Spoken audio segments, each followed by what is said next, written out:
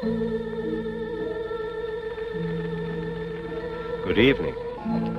Tonight, I'm going to tell you another strange and unusual story of the unexplainable which lies behind the veil. Tonight's story was developed from a report contained in the files of the Gloucester Historical Society. Like many others which I have come across in the course of my research, it involves happenings of which we've long been aware, but for which there are no satisfactory explanations. Captain John Elwood of Gloucester, Massachusetts, had been a long time at sea, but his first thoughts were not of his wife and his home. If they had been, perhaps none of this would have happened.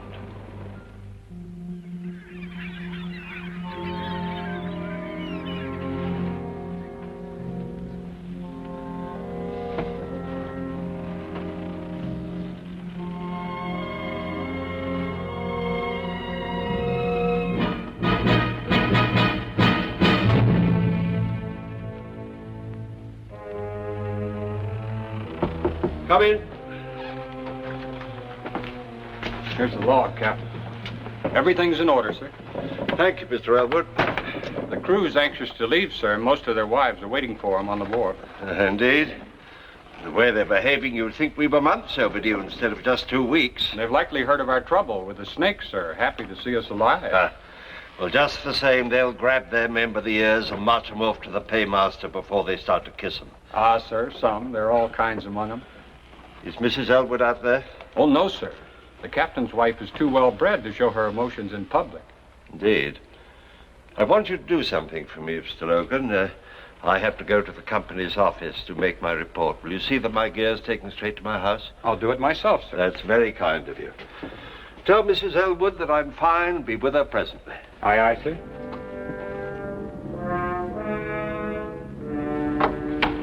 Just put it anywhere here, Mr. Logan. I do appreciate your coming.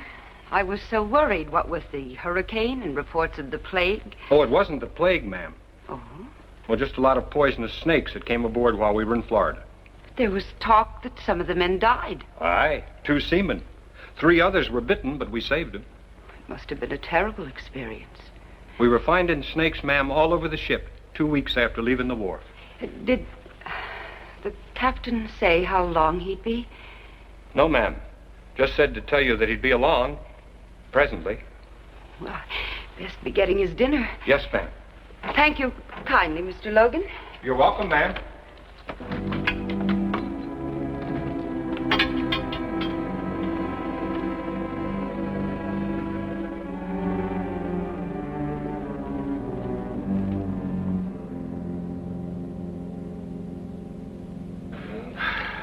Good to be back, Barney. This place is more like home to me than my own house. We missed you, John. What's been happening while I was away? Oh, now, let me see. The Clarawell foundered 2 weeks ago off the coast. Nobody lost.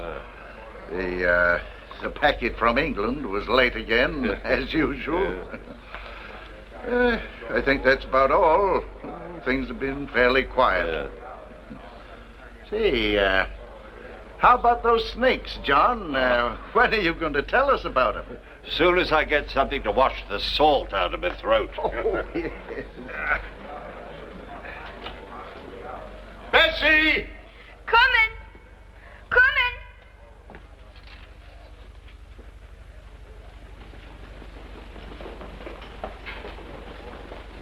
And all of a sudden, there they were, slithering up the lines and the gangplanks like so many fiends of hell. There's hundreds of them, somebody yelled.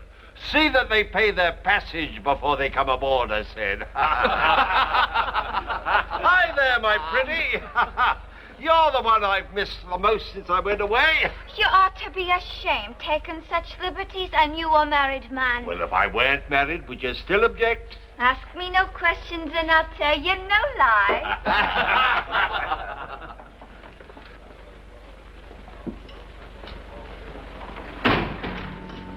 Afternoon, Mrs. Elwood. Good afternoon. I'd Like a bottle of that Spanish wine that Captain Elwood favors. I think he'd enjoy it with his dinner. Be supper more than likely, ma'am. Club's having dinner in his honor. But I'll get it for you.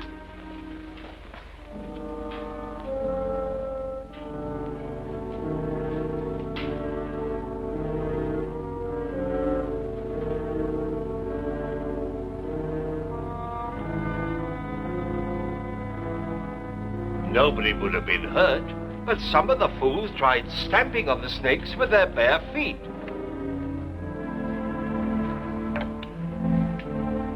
Excuse me, gentlemen.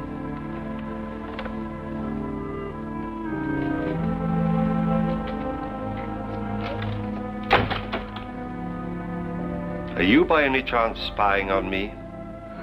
No, John. I only came... I know why you came. Go home and expect me when you see me.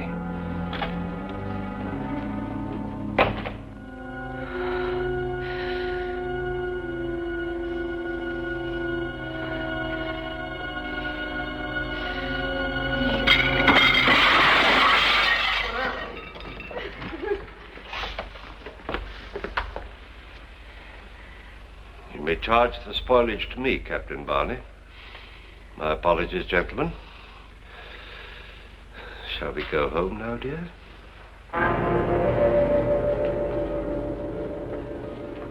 You humiliate me in front of my friends. You spy on me. I'll never do it again. But I wasn't spying, I swear it. I only wanted to get a bottle of wine for your dinner.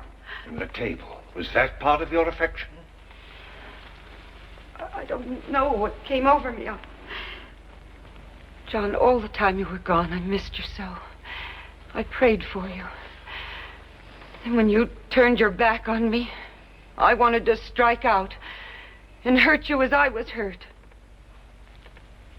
I'm so ashamed. Well, you should be.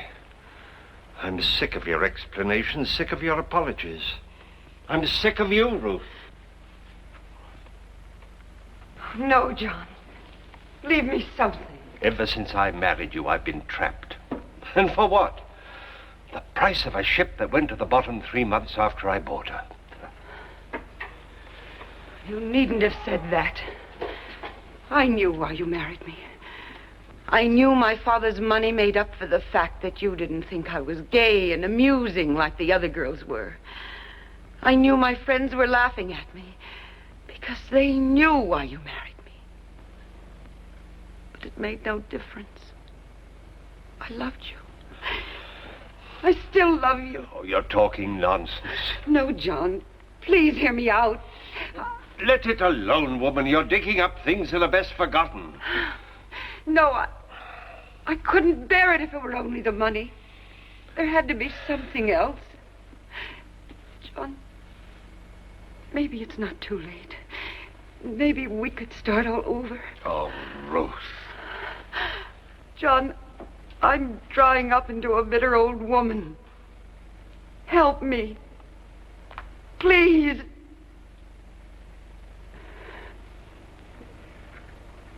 I'll unpack your things.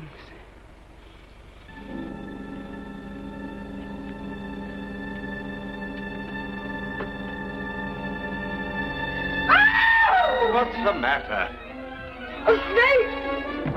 It ain't get me! What?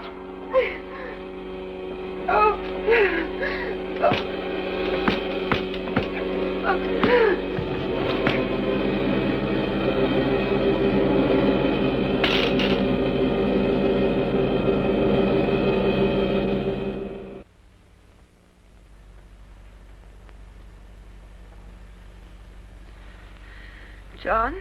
It's all right, Ruth. The snake. He's dead. I killed him. No, I've taken care of your hand, and the doctor will be here soon. I don't think we'll need him, though. I'm sure I got all the poison out. You saved my life. Well, there wasn't much else I could do. You could have let me die. Why didn't you? Don't be foolish. But you could have. And if you had, you'd be free. No more arguments. No more trouble. You could do as you pleased. But you didn't. You saved my life. Oh, John, maybe we can start all over. Maybe. Try to get some rest, Ruth. I'll get you something warm to drink.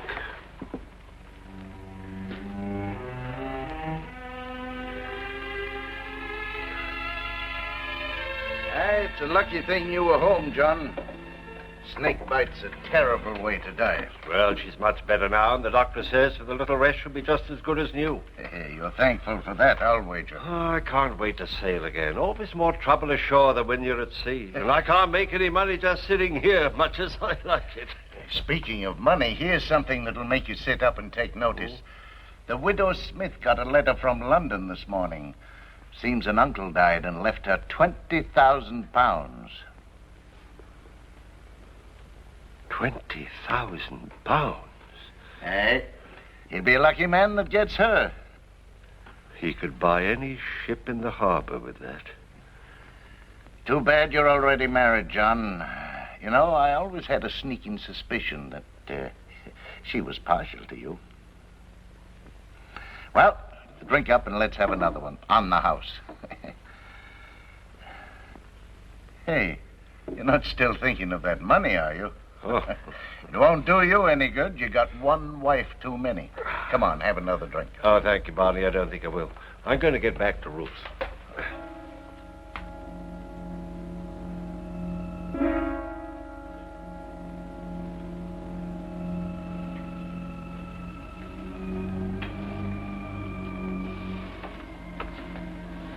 Ruth? Yes, dear? I've been thinking over what you said. Maybe what happened this afternoon is a sign for both of us. We will make a fresh start.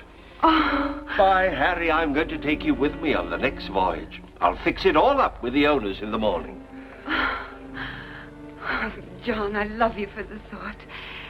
Are you sure you want me to come along? Why, of course I do. Oh, I've been very selfish about the whole thing. Seeing new places, doing new things, and you've just been left alone here in this old house. No wonder you were unhappy. No, it's not that at all. I love our house. Well, you want to come with me, don't you? Yes, of course I do. But I warn you, I'm not very good on boats. Huh? I get sick. Oh, nonsense. Couple of days at sea and you'll be just like a regular old sailor. Besides, I want you to come. John, you won't be sorry. From now on, things will be different. Yes. From now on, things will be different.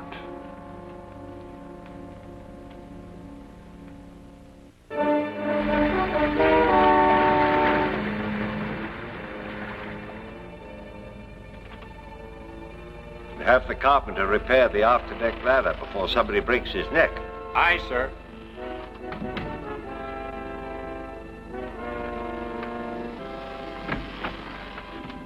How are you feeling, Ruth? I'm much better, John. Good. I'm better. Good. The cook's made you some more of his specialty. Another calm day like this and you'll be completely well. I didn't mean to be such a burden to you, John. You've been very patient with me. Oh, nonsense. I should have brought you before. You've no idea what a comfort you've been. No idea how lonely a captain's life is. Oh, I should like to be with you as often as you'll let me. So you shall, my dear. Don't let your tea get cold. You know, I dozed for a while and I had the strangest dream. Oh, I hope it was a good one. Yes. I dreamt this was our old ship. And instead of cotton, there was money in the hold. Well, I couldn't improve on that myself. We were so happy in the days when we had money, John. I find I'm thinking of them more and more since we left home. But when I'm well, things will be different, John. You'll see. Yes. Yours. You're not very well. You'd better come and lie down and get some rest. I didn't mean to get sick, John. All right. I didn't want to get sick. I'm such a burden to you. I should have stayed home. I should have stayed at home. Try to get some sleep.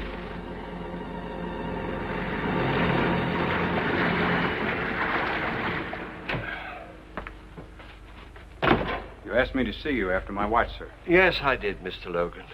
Frankly, I'm very worried about my wife's illness. You've always been handy round the sick, and, well, frankly, I thought maybe two heads be better than one. Yes, sir. I wondered if you'd take a look at Mrs. Elwood, too. I'd be glad to do anything for the missus, sir, if I can. Good.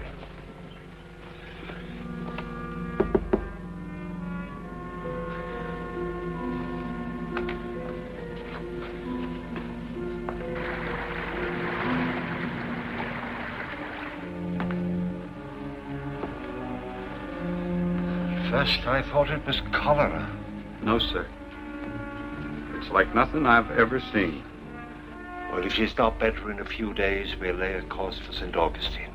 Aye, sir. And you'll enter a full report in the log, won't you?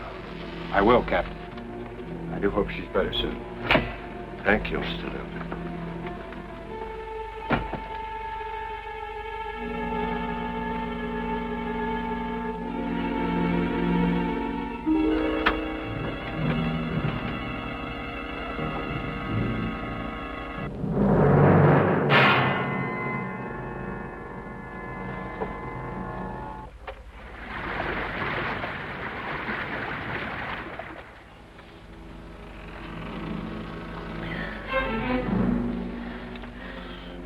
Are we to St. Augustine, John?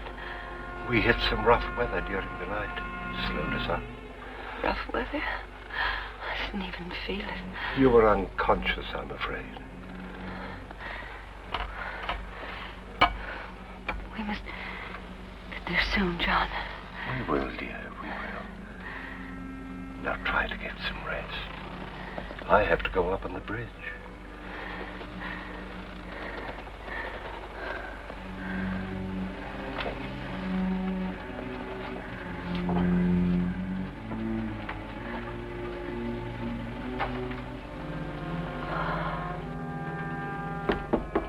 Captain Elwood.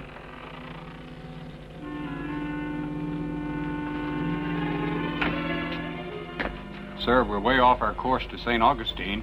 If we don't turn now, we'll... I'm well aware of our position, Mr. Logan. My order stands. We stay on course for Jamaica. But I looked at Mrs. Elwood yesterday, sir. She won't last that long. My wife and this ship are my responsibilities. She'll be alive when we get to Jamaica, I warrant it. As you say, sir.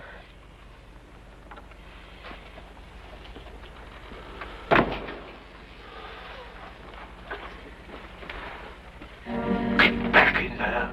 Liar. You want me dead. Mr. Logan. Mr. Logan. You had enough poison to kill two people. You might as well know it now. I wanted you dead, and now you will be. You're an evil man, John Elwood. And you'll be repaid with evil. You...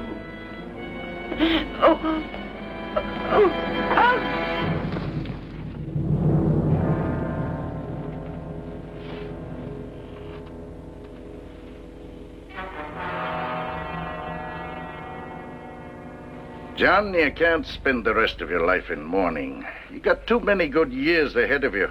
I miss her, Barney. Oh, of course you do. It's only natural, but you've got to start thinking of yourself. Ruth wouldn't want you to become a hermit. It's lonely without her. But at your age, that can't last forever. The widow Smith has been visiting you, hasn't she? Yeah, she's been very kind. She knows what it means to lose someone you love. She's a fine woman, John. I think she's got her eye on you. Oh, nonsense, Barney. I'd never think... Oh, I'll give you a year. Nobody expects you to wait longer. And, John, it's time you got out of the house. Now. Think so? I do. We're having supper tonight in honor of a new member. Your old first mate, Logan. You've got to come, John. He'll be expecting you. Oh, I don't know. I'm giving you orders. Now stop acting like a lost puppy. All right, Barney, if you say so. I do, sincerely. Now it's time for me to get back to the club.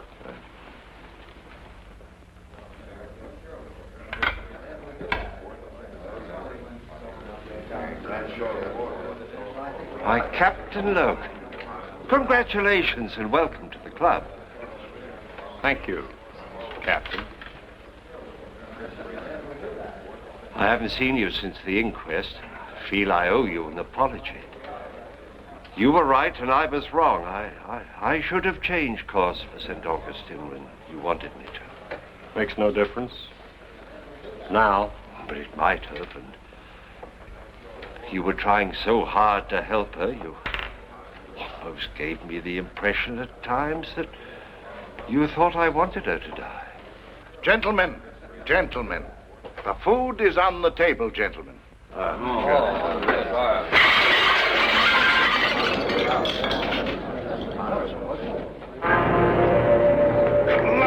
wench. I didn't do it, sir. I didn't.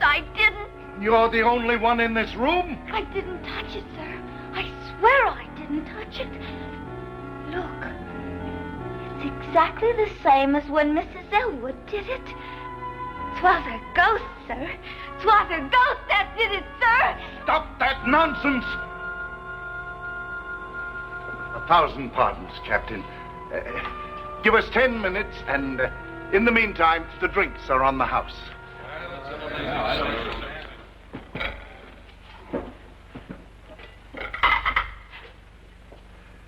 Now, get out, both of you.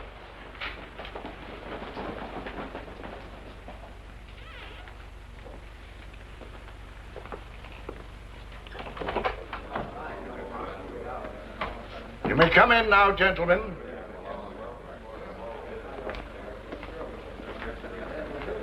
Twas the girl did it, gentlemen.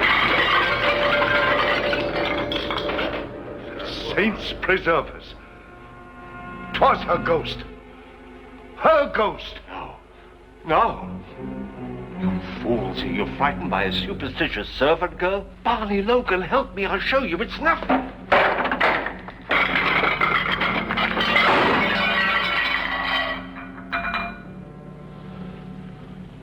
You're behind this, Logan. You're trying to trick me. Trick you into what, Captain? You think I killed her. You're trying to trick me into saying that I did. No, I didn't. I swear I didn't. I swear I didn't. Captain Elwood, I think you'd better leave.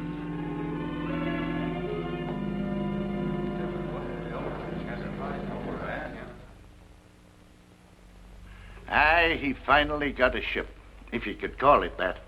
No other master would sail her around the harbor.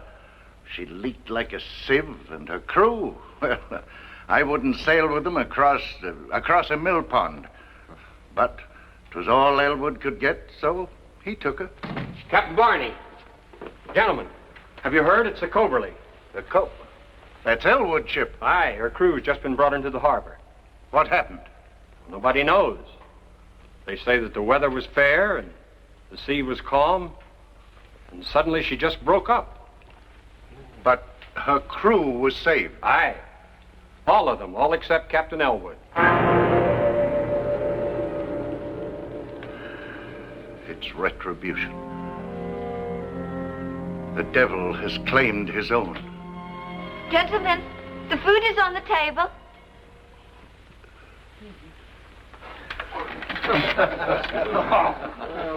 Again. There it goes. The law demands an eye for an eye. He who takes a life must be prepared to forfeit his own. But the law is man-made, and when there is no proof, the law is helpless. Captain Elwood never came to trial. Nevertheless, he was found guilty and executed. Who was his executioner? We may never know. But an unseen force that can overturn a heavy table is not to be reckoned with lightly. Please join me again for another journey into the world of the unexplainable which lies behind the veil. Good night.